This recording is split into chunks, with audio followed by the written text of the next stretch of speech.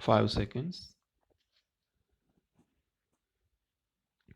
As in the previous years, this year also we all have gathered to unfurl the national flag and reaffirm our respect and faith in it.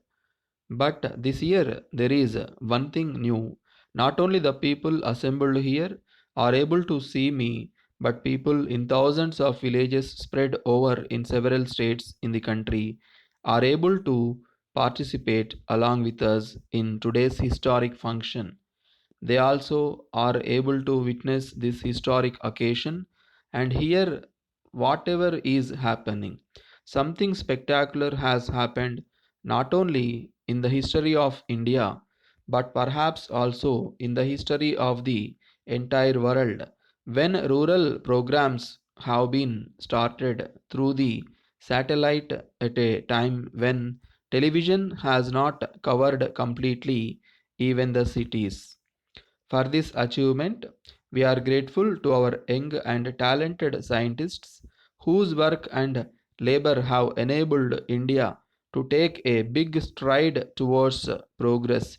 Similarly, during this year, our scientists have performed another great feat when they launched a satellite in space. You all have heard about the satellite Aryabhatta. All this is symbolic of the nation's progress. We have unfurled the flag here today and we repeat so every year because it represents our desire cherished since pre-independence days to unfurl free India's flag on the ramparts of the Red Fort. An opposition leader once remarked that this flag was nothing but a piece of cloth. Certainly, this is a piece of cloth, but one for which thousands of freedom fighters had sacrificed their lives. For this same piece of cloth, our brave soldiers painted the Himalayan snow with their blood. This piece of cloth is symbolic of the unity and strength of India. It is because of this strength we respect this piece of cloth and always keep it aloft. We shall never allow it to dip low, and every Indian has to remember this always. This is a piece of cloth, all right, but it is dearer to everyone than our lives. Like the slander about the national flag, misunderstanding was also created recently about our independence. Freedom is not a magic which can independently eradicate poverty and remove our difficulties. Independence only opens a door which removes the stagnation of centuries. That is all that independence means. Independence does not mean the license to organize whatever we may desire to do. Rather, it offers everybody an opportunity to perform our duty. Independence does not merely mean a government by Indians. It means that government should necessarily be capable of taking independent decisions courageously. It must also mean that such courageous government should be capable of thinking independently in the interest of the country as well as in the interest of global peace. All this together would mean independence. We became independent not to destroy whatever we had to violate our cherished ideals, but because we had to uplift the people who had remained oppressed for centuries, and also because we had to fight and vanquish the evils that had crept in due to caste, creed, and color and were responsible for our backwardness. We must dispense with these qualities and uplift the country to progress. It was for this reason our great leaders guided us and opened the door of independence. Since we became independent, much has happened in the country and we have made lot of progress. I have referred to Aryabhatta and other communication satellites. But apart from them, we have made tremendous progress in fields of agriculture, industry, education, etc. It is true that the benefits of this progress have not reached the poor, nor could that happen immediately. We have first to lay strong foundations for the country, and all these years we have been busy laying those foundations. All of you know the difficulties that we faced, and all of you who are assembled here, and the million who are listening to my voice, as well as those who are able to see me in the distant states, have gone through difficult times and faced your problems boldly. And because you had courage, hope, and faith, you were able to get over these difficulties. The path we chose ourselves was the path of democracy. It does not mean that everybody is free to follow his individual path. People can opt for themselves. Policies follow a different line of thinking and raise their voice of protest, but all this has to be done within a certain set of rules.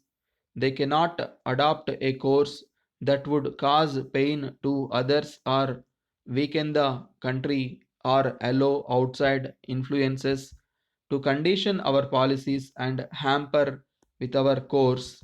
I have just now said that we take our decisions independently for some years, and particularly at this juncture, false propaganda and rumors are being indulged in. But I wish to reiterate that our policies are not the policies of one or the other power block. We did not belong to any of these blocks. We go ahead keeping in view only the interest and dignity of India.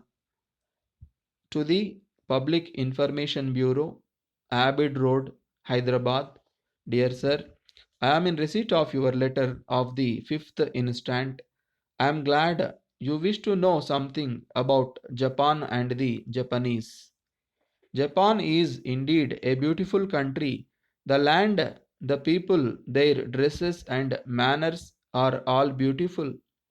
The very first thing that fascinates you even before you land at Tokyo, when you are miles away in the steamer on the sea, is a perfect cone of a mountain in her lovely majesty with a crest of dazzling snow.